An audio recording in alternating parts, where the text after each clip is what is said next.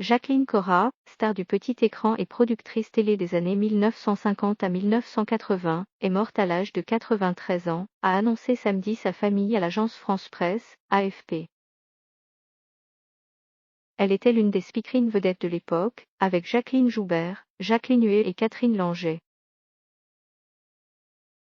Toutes sont mortes aujourd'hui. Elle était entrée à l'âge de 25 ans à la radiodiffusion télévision française, RTF, en lisant une petite annonce. La chaîne unique cherchait quelqu'un parlant l'anglais. Elle était née en Angleterre pour traduire les programmes britanniques lors du couronnement de la reine Elisabeth II, le 2 juin 1953.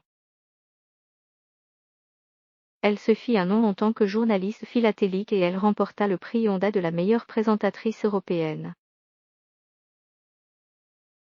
Avec son époux, Jacques Mancier, chroniqueur spécialisé au Figaro, elle produisit et anima pendant 2 décennies, 1961 à 1983, Téléphilatélie, puis Philatélie Club, magazine consacré à la philatélie et à l'histoire postale.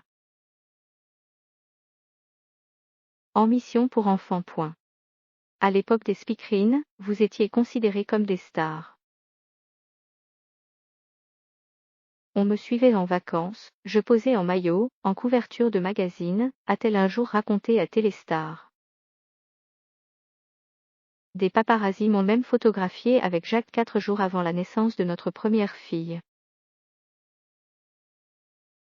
On se promenait dans un square, c'est devenu un gros reportage en une d'un magazine.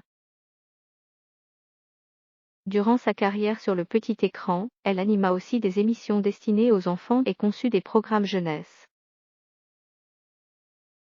Elle enregistra aussi des disques pour enfants. Jacqueline Cora participa également au début de la télé belge avec les « Nouvelles têtes » de Jacques Canetti, célèbre producteur de la chanson française. Sur Télé Luxembourg, elle interviewait vedettes de cinéma et acteurs de théâtre dans « Tête à tête ».